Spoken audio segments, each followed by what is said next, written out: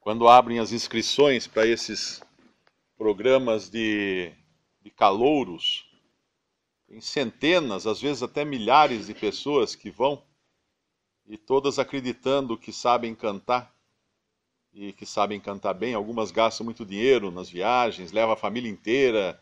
E é interessante que eles entrevistam alguns desses, e a pessoa está confiante de que é realmente um cantor de qualidade profissional, internacional, alguma coisa assim. E aí, na hora dos testes, é um verdadeiro desastre. Era um cantor que às vezes nem servia para cantar no banho, era alguém que achava que era um cantor com talento. Nas coisas de Deus, nós temos que aprender um princípio muito importante. O único que pode dizer eu sou é aquele cujo nome é eu sou, que é o próprio Senhor. Qualquer pessoa que se arvorar ser alguma coisa, ela já está se colocando na posição de juiz de si mesma. E quando nós lemos aqui a carta à igreja de Filadélfia, o anjo da igreja, versículo 7, que está em Filadélfia, escreve: isto diz, quem diz? A própria Filadélfia? Não. O que é santo, o que é verdadeiro, o que tem a chave de Davi, o que abre e ninguém fecha, e fecha e ninguém abre. É ele que diz. Não é a própria igreja em Filadélfia. Nós sabemos, nós temos estudado aqui as 7 cartas de Apocalipse, a gente viu que cada igreja aqui, ela não só era uma igreja, geograficamente falando, não são nomes e denominações, né? Éfeso, Esmirna, Pérgamo, Sardes, Tiatira, não são nomes de denominações, são localidades onde havia uma assembleia. Mas aqui nesse livro que é profético, Apocalipse, elas representam também diferentes fases ou épocas do testemunho de Deus na Terra. Testemunho que envolve aqueles que professam o nome de Cristo na Terra. E Filadélfia aparece aqui agora como uma que, a semelhança de Esmirna, ela não tem nenhuma repreensão. Não há nada que o Senhor critique nela ou fale dela. Mas, de qualquer maneira, é o Senhor quem diz dela o que ela é. Porque quando nós comparamos com a 7ª igreja, que é a Laodiceia, que representa o estado de ruína da cristandade, o estado atual, a gente poderia dizer, nós vemos que é Laodiceia quem diz de si mesma o que ela acha que ela é. Ela diz: sou rico, rico sou, estou enriquecido, de nada tenho falta. E aí o julgamento que o Senhor faz é que ela é desgraçada, miserável, pobre, cega e nua. Então, quando nós dizemos alguma coisa de nós mesmos, nós estamos nos colocando no lugar daquele que tudo vê, que tudo julga, que tudo enxerga, que é o Senhor. Quando no século XIX o Espírito Santo despertou alguns irmãos para muitas verdades que estavam entulhadas debaixo de doutrinas católicas durante séculos, ou mesmo de doutrinas protestantes durante pelo menos uns 300 anos ou algo assim, o que aconteceu foi que esses irmãos começaram a reunir somente ao nome do Senhor Jesus Cristo, saíram fora das denominações onde estavam, alguns se converteram e começaram a congregar e partir o pão, somente ao nome do Senhor Jesus. E a eles foram despertadas, né, vamos chamar assim, desvendadas essas verdades que estavam entulhadas. Uma era a verdade da igreja como sendo um povo distinto de Israel. A igreja é um povo totalmente distinto de Israel, que foi revelada a Paulo, nunca no Antigo Testamento a igreja tinha sido revelada, e também que o nome do Senhor era o suficiente nome para um cristão se identificar, para um cristão se reunir, e que deveriam estar congregados com base no único terreno de reunião que Deus estabeleceu, que é o nome do Senhor, e em torno da única pessoa que Deus estabeleceu, que é a pessoa de Cristo. Onde estiverem 2 ou 3 congregados, em meu nome, aí estou eu no meio deles. E mais uma verdade, que quando o Senhor falava isso, ele não estava dizendo quando 2 ou 3 se congregarem ou se reunirem ao meu nome. Ele estava dizendo onde estiverem 2 ou 3 congregados, o que implica aí uma outra pessoa congregando esses 2 ou 3, e essa outra pessoa é o Espírito Santo. Aí estou eu no meio deles. E mais outras verdades foram também resgatadas, como o arrebatamento da igreja, que era uma coisa que os cristãos não estavam mais esperando. A igreja, para qualquer momento, o Senhor vir buscar a sua igreja. E aqui nesse pequeno trecho aqui, de 7 a 13, o Senhor vai falar para essa Filadélfia, e a gente poderia dizer assim, bom, então esses irmãos do século XIX são a Filadélfia, ou eram a Filadélfia? E aí vem de novo a questão do programa de calouros. Quem ousaria dizer que é alguma coisa? Quando no século XIX, alguns irmãos começaram a se declarar como sendo o testemunho, como sendo Filadélfia, Darby escreveu uma carta, é muito interessante, eu traduzi essa carta, ela pode ser acessada no site do Manjar Celestial, onde ele pergunta, somos nós o testemunho? E a resposta que ele dá é essa mesma, que se alguém disser que é, já não é. Porque o fato de dizer que é, está se colocando na posição daquele que julga. E é importante quando nós lemos isso aqui, que quem diz isso aqui é aquele que é santo e é aquele que é verdadeiro, o Senhor Jesus. Santo porque nos fala de separação.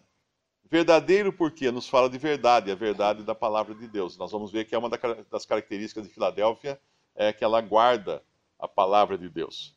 E tem aqui a chave de Davi, no versículo 7. Cristo tem a chave de Davi. Isaías 22 nos fala dessa chave de Davi. Quem foi Davi?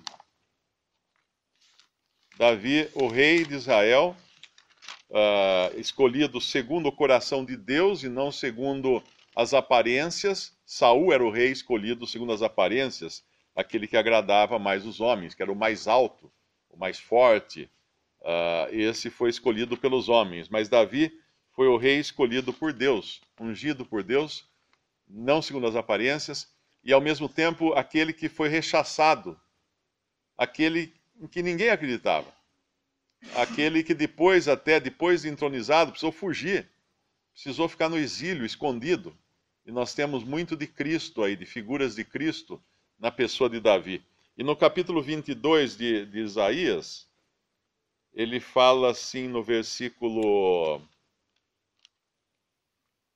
20, ele vai falar aqui de Eliaquim. Eliaquim é uma figura de Cristo também. E será naquele dia que chamarei a meu servo Eliaquim, filho de Hilquias, e revesti-lo-ei da tua túnica, e esforçá-lo-ei com o teu talabarte, e entregarei nas suas mãos o teu domínio, e será como pai para os moradores de Jerusalém e para a casa de Judá. E porei a chave da casa de Davi sobre o seu ombro, e abrirá, e ninguém fechará, e fechará, e ninguém abrirá. E fixá-lo-ei como um prego num lugar firme, e será como um trono de honra para a casa de seu pai.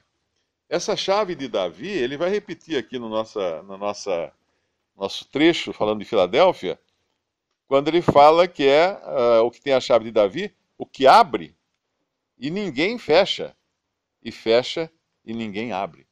Ou seja, Filadélfia, ela é o que é e ela tem o que tem por única e exclusiva intervenção do Senhor. Se ela abre, é porque o Senhor fez com que ela abrisse. Se o Senhor fecha, é porque Ele não queria que fosse além do que Ele abriu. Ou seja, Ele tem o controle total.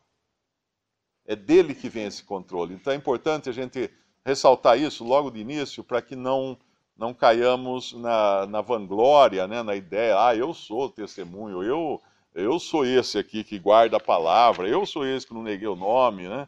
Eu sou aquele que tem pouca força. É o Senhor quem fala, não somos nós. Em Isaías 22, que nós lemos, essa chave era a chave dos tesouros da casa, os vasos, e então toda a riqueza, né, estava dentro desse tesouro. E nós vemos que aqui ele está falando, né, que tem a chave de Davi, e que ele, figuradamente, né, ele abriu todos os tesouros do conhecimento, de tudo aquilo que o Espírito Santo revelou, né, nesses dias, quando ele fez esse avivamento, né? E é interessante que foi um avivamento não apenas local, uma pessoa que fez tudo, embora tivesse irmãos mais em proeminência, mas foi abriu uma porta assim muito ampla, né, para muitas pessoas. O Senhor, pelo Espírito Santo, despertou assim em muitos lugares e muitas pessoas para esses tesouros que estavam escondidos, né? E o que esses irmãos fizeram não foi abrirem novos poços ou descobrirem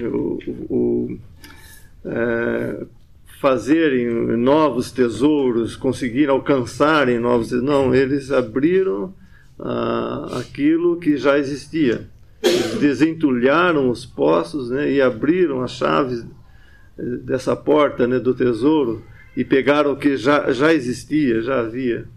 Então, nossos irmãos, graças a Deus, né, depois da reforma que nós vimos em Sardes, nós vimos que então a palavra de Deus foi trazida e estava à disposição dos homens, coisa que no tempo do catolicismo romano estava presa, né, não era conhecida praticamente. Somente um clero podia ter acesso a essa palavra, mas depois veio essa palavra ao povo que Deus fez por mãos de homens também, que ele escolheu para isso, mas que agora esses, então, que saíram de Sardes e tendo a palavra na mão, eles, pelo Espírito Santo, então puderam entender realmente quais eram os tesouros, né, que estavam ali contidos nessa palavra, e então eles agiram, né, em conformidade com a revelação que tiveram, e foi realmente algo muito grande, muito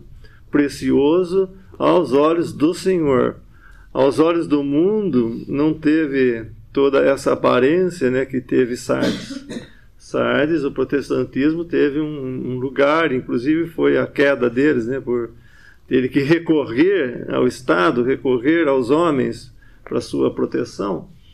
Mas em Filadélfia não. Em Filadélfia o Senhor abriu as portas, como o irmão disse, ele fez todas as coisas por intermédio desses homens, né?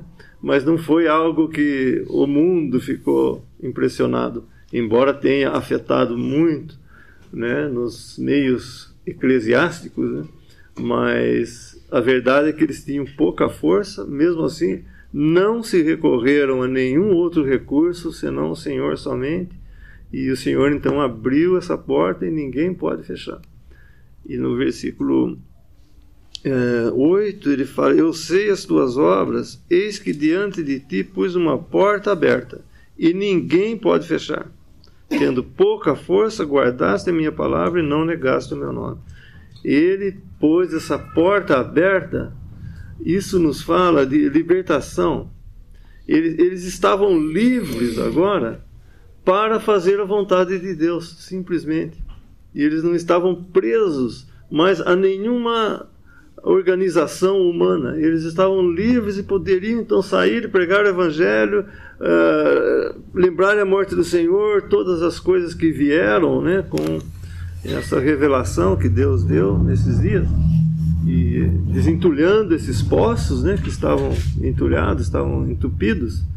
Mas o Senhor então abriu essa porta e eles tiveram então a liberdade para fazerem a vontade do Senhor e não negar Guardar a palavra e não negar o nome do Senhor. Tudo pela obra, né, do Espírito Santo, logicamente. Que nos falam do nome do Senhor e da sua palavra, no versículo 8. Tendo pouca força, guardaste a minha palavra e não negaste o meu nome. São as mesmas que o Senhor fala lá em João, capítulo 17, quando ele se despede dos seus discípulos. No capítulo 17, versículo 5. E agora glorifica-me tu, ó Pai, junto de ti mesmo, com aquela glória que tinha contigo antes que o mundo existisse. Manifestei o teu nome aos homens, que do mundo me deste, e eram teus, e tu nos deste, e guardaram a tua palavra. É interessante essa sequência aqui, porque ela nos fala de um aspecto muito mais amplo, que inclui a salvação também, que é a graça que está envolvida em tudo isso. Se eles guardaram a palavra, é porque antes disso eram teus, o Senhor Jesus fala, eram de Deus. E Deus os deu a Cristo. Quando ele vai falar das suas ovelhas, ele fala: ninguém vem ao Pai ninguém vem a mim se não tiver sido dado por meu Pai.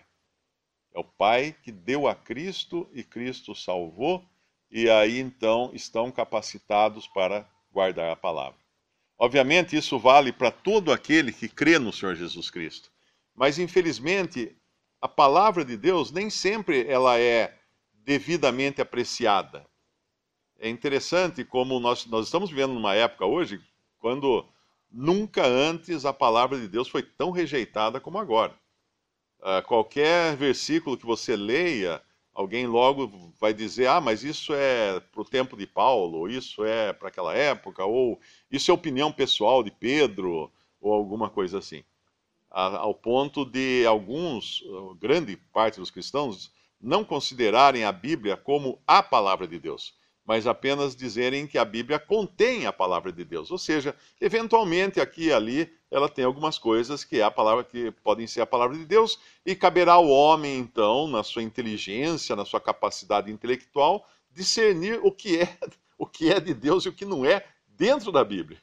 É uma loucura tão grande que a gente, quando troca a maneira de descrever esse tipo de doutrina, ela fica absurda aos olhos de qualquer um. Como é que o homem pode ser capaz de discernir o que é Deus falando e o que não é Deus falando na sua própria palavra? E aqui, quando no versículo 9, aparece um detalhe que eu acho que é muito importante, porque ele só aparece em duas igrejas, dessas 7 igrejas de Apocalipse. Ele só aparece em Esmirna e só em Filadélfia também. E, além de Filadélfia, apenas em Esmirna. E é o detalhe que essas duas são as únicas que não são criticadas. E o detalhe aqui é a palavra judeu. Os judeus aparecem nas duas. Lá em Esmirna, no capítulo 2, versículo 9, ele fala: eu sei as tuas obras, a tribulação, pobreza, mas tu és rico, e a blasfêmia dos que se dizem judeus e não o são, mas são a sinagoga de Satanás. E no nosso capítulo aqui, na nossa passagem, nós lemos no versículo 9: eis que eu farei aos da sinagoga de Satanás, aos que se dizem judeus e não são, mas mentem, eis que eu farei que venham e adorem prostrados a teus pés, e saibam que eu te amo, que eu te amo. O que significa esses que se dizem judeus aparecerem tanto em Esmirna como aparecerem em Filadélfia? Isso nos fala de legalismo. Esmirna, eles deviam estar sendo importunados pelos legalistas, entre eles, que se diziam judeus, ou seja, queriam aplicar a lei. É como os Gálatas, né? Como Paulo, quando escreve aos Gálatas e repreende os Gálatas do absurdo que seria voltar para a lei mosaica. E o legalismo, ele parece ter atacado tanto Esmirna quanto Filadélfia. Sempre que nós perdemos de vista a direção do Espírito Santo, nós vamos instituir regras que, na maioria das vezes, talvez nem tenham fundamento nas Escrituras. E o irmão, ele sempre fala uma coisa, eu gosto de pensar assim. Uma vez eu perguntei para ele, uma mulher pode batizar? E ele respondeu, olha, eu nunca encontrei na palavra de Deus uma mulher batizando. Então fica simples assim. Tal coisa, pode isso, pode aquilo. Bom, o que diz a palavra de Deus? Dentro do contexto agora da igreja, do povo celestial de Deus, e não vamos partir para o Antigo Testamento. Nós vamos apedrejar alguém que não guardar o sábado, então, porque está escrito, né? Está escrito na Bíblia que quem não guardasse o sábado tinha que morrer. Mas isso é totalmente judaísmo.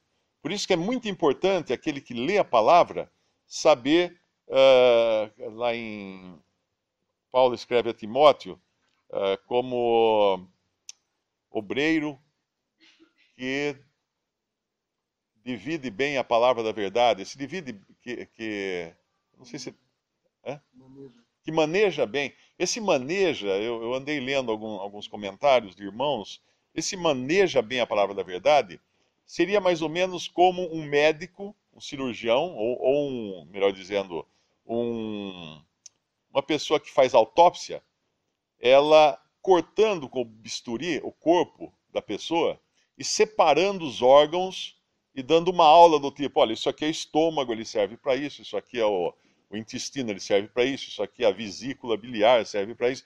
E aí dando cada órgão do corpo a sua designação, deixando muito claro para que serve cada um.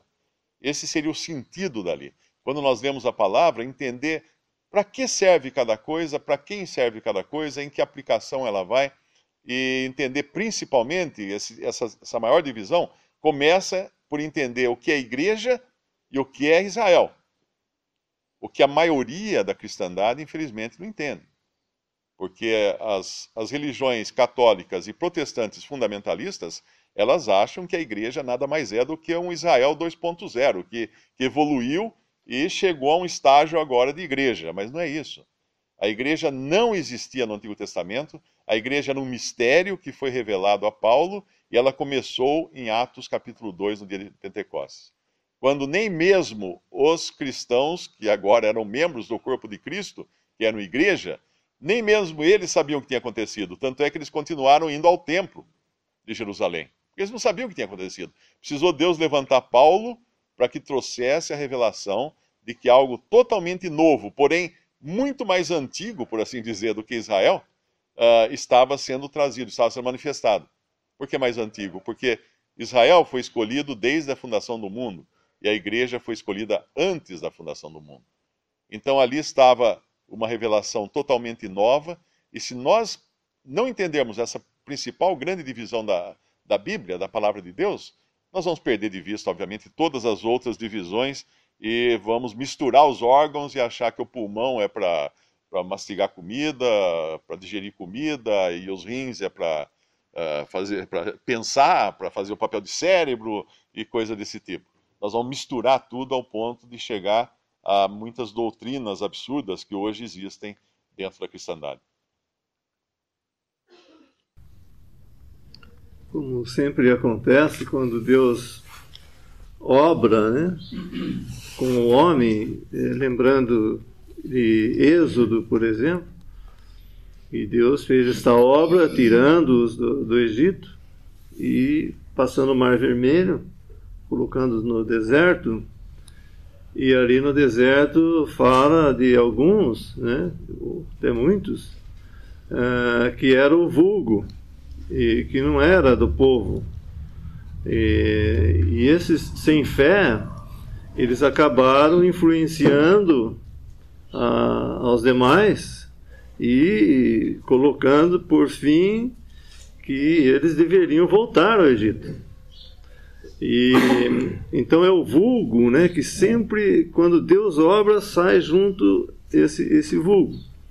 E aqui não foi diferente. Deus obrando, fazendo essa obra tão preciosa, né, que ele estava fazendo, ao mesmo tempo também surgiram várias novas facções não só protestantes, mas também algumas novas ideias. Como eu disse, os irmãos, congregados ao nome do Senhor, eles não vieram com novas ideias, não era uma teologia que não existia antes e agora passou a existir, não. Eles pegaram aquilo que já existia. Mas muitos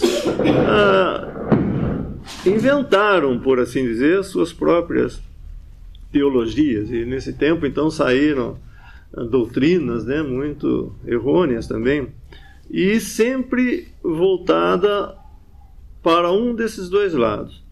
O legalismo, que era tornar a lei, fazer os cristãos tornarem a lei, como nós vemos até em algumas seitas dizendo que deve-se guardar o sábado e tudo mais. Ou então transformar a graça de Deus em libertinagem. E esses dois pontos, né, é sempre o que permeiam essas religiões.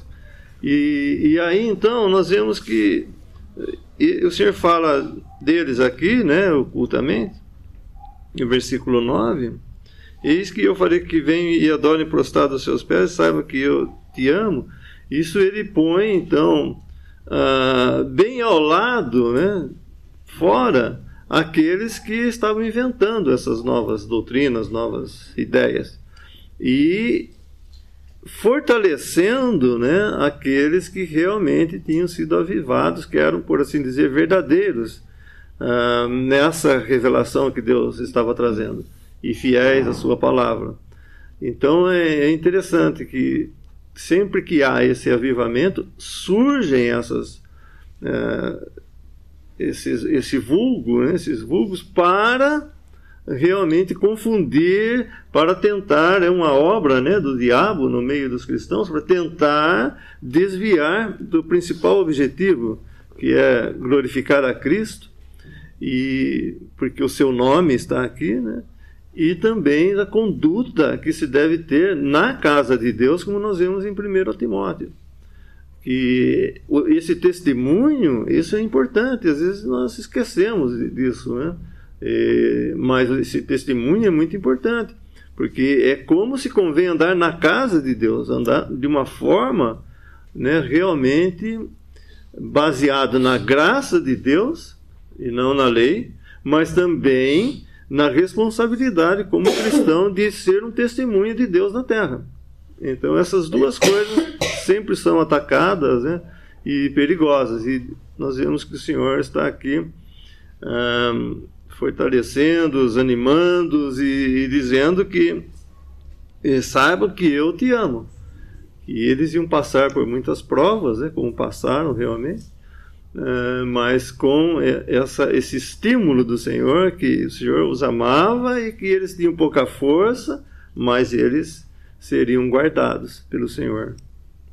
E não recorrendo, repito, aos homens, aos recursos humanos. Uma verdade preciosa que foi resgatada também no início do século XIX, e ela acabou sendo adotada por muitas denominações depois, não as fundamentalistas, e ela acabou sendo desvirtuada também por muitos desses que as adotaram. Uma delas é a verdade do Espírito Santo dirigir a Assembleia, o Espírito Santo ter a direção, quando estamos reunidos ao nome do Senhor, deixar ao Espírito Santo a direção. Essa ideia tão preciosa e tão verdadeira foi adotada depois pelo pentecostalismo e levada ao extremo do erro, né, quando começaram manifestações carnais e às vezes até demoníacas nas reuniões dos cristãos. Uma outra verdade também que foi desentulhada, né, nessa época e acabou também sendo desvirtuada por diferentes grupos religiosos é a verdade do arrebatamento da igreja. O que é o arrebatamento da igreja? O Senhor vem, 1 Tessalonicenses capítulo 4, o Senhor vem, ressuscitam os que dormem, ele não desce até a terra, e nós, os que estamos vivos, seremos transformados para encontrar o Senhor nos ares, a meio caminho do céu, por assim dizer. essa verdade a cristandade nunca apreciou, porque não entendia a diferença entre igreja e Israel. E quando fala da vinda de Cristo, penso que apenas vem a vinda dele para reinar, mas não, ele vem buscar a sua igreja, não desce até a terra, fica nos céus, a igreja sobe ao encontro dele. Não é ele que vem até a terra pegá-la, mas a igreja sobe ao encontro dele nos céus. Mas muitos hoje, que inclusive creem no arrebatamento da igreja, acham que primeiro ela precisa passar pela grande tribulação. Alguns acham que o arrebatamento é antes da grande tribulação, dos 7 anos da profecia de Daniel, antes do período de prova aqui da terra, 3 anos e meio e mais 3 anos e meio, o segundo 3 anos e meio, chamado de grande tribulação, a primeira metade dos 7 anos, chamado de princípio das dores na Bíblia. Alguns acham realmente que vem antes de tudo isso, e é o que a Bíblia ensina. Mas outros acham que ele viria no meio desse período. Depois do período depois de 3 anos e meio, ele viria, então daria tempo da igreja conhecer o anticristo, passar por muitas coisas que são profetizadas, mas para depois que a igreja foi arrebatada. E alguns acham ainda que ele viria só, o arrebatamento se daria só depois da grande tribulação, e que a igreja teria de passar pela grande tribulação para ser provada. E entre esses, há alguns que acreditam no arrebatamento quando são tirados os melhores cristãos da terra, e os que são mais ou menos são deixados aqui para serem purificados, para depois serem tirados. O que equivaleria a uma versão terrestre do purgatório, o que também não é verdade. Porque o arrebatamento é para tirar todos os salvos, independente de onde eles estejam. Mas só aqueles que estão congregados no nome do Senhor? Não. Todos os que foram verdadeiramente salvos por Cristo, lavados pelo sangue de Cristo, estão 100% prontos para entrar na glória. Porque se estiverem 99%, então Cristo não pagou por todos os seus pecados na cruz. Então eles não estão salvos. Mas se eles creem realmente no Senhor, estão salvos, vão entrar 100% nos céus. E a respeito da grande tribulação, o versículo 10 fala aqui: como guardaste a palavra da minha paciência, também eu te guardarei da tentação ou tribulação que há de vir sobre todo o mundo, para tentar os que habitam na terra. Será que eu li o versículo certo? Como guardaste a palavra da minha paciência, também eu te guardarei da tentação ou da provação que há de vir sobre todo o mundo. Não é isso que está escrito aqui. Eu te guardarei da hora da tentação. É muito importante esse hora, porque ele determina um tempo. Ele determina um período, um momento. Não apenas guardados da tribulação, ou da tentação, ou da provação, mas guardados desse próprio período. Desse próprio momento em que ela vai acontecer. Porque essa prova não é para tentar os que são da igreja. Não, aqui está muito claro. A tentação, ou provação, ou teste, ou tribulação, que há de vir sobre todo o mundo, para tentar os que habitam na terra. São esses. Tem vários versículos que falam, a gente ao longo de Apocalipse, depois nós vamos encontrar várias vezes essa expressão, os que habitam na terra. Por exemplo, capítulo 6, no versículo 10, ele vai falar: e clamavam com grande voz, dizendo: até quando, ó verdadeiro e santo dominador, não julgas e vingas o nosso sangue dos que habitam sobre a terra? Também lá no capítulo 11, versículo 10, e os que habitam na terra se regozijarão sobre eles, se alegrarão, mandarão presentes uns aos outros, porquanto esses 2 profetas tinham atormentado os que habitam sobre a terra. Aqui falando das duas testemunhas que são mortas, e os que habitam na terra ficam contentes, mandam presentes, fazem uma festa, porque eles as testemunhas tinham sido mortas. Também no capítulo 13, versículo 14,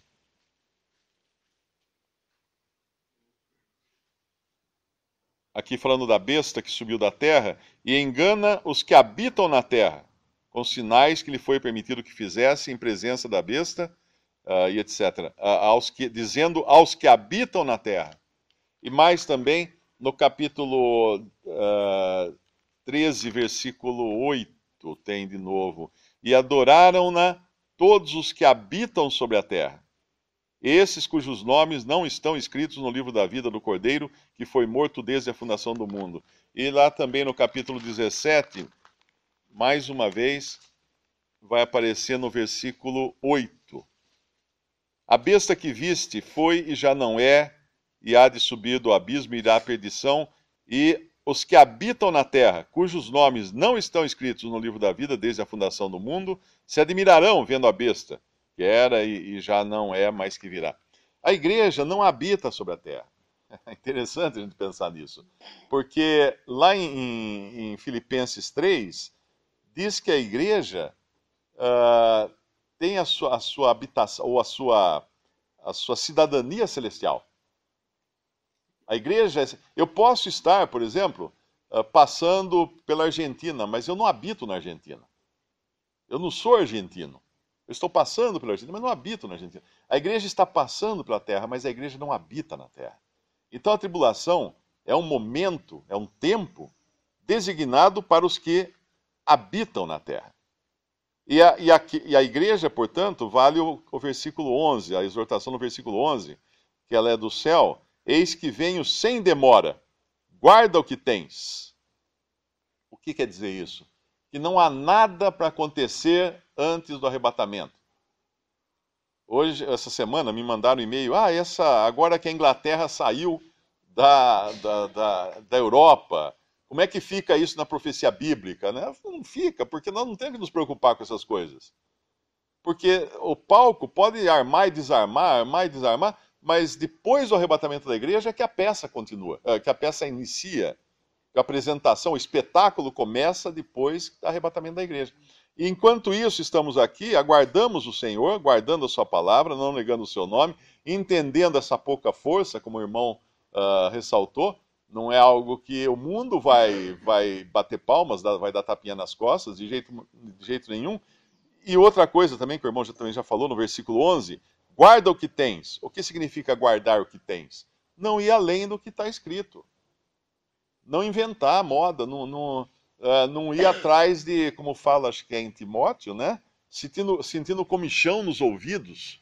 Procurar mestres, procurar ideias novas, grandes revelações, coisas que ninguém sabia, que nem na Bíblia tem. Nada disso. Guardar o que tens. Se nós guardássemos o que nós temos, já seria um grande proveito, né? Porque o Senhor fala de duas coisas lá no começo do trecho de Filadélfia. Diz o que é santo e o que é verdadeiro. Ou seja, santidade ou separação e verdade. São as duas coisas que nós temos que ter sempre em mente. Verdade das Escrituras. Santidade e separação do mundo, separação das religiões, separação de tudo aquilo que não é de acordo com a verdade das Escrituras.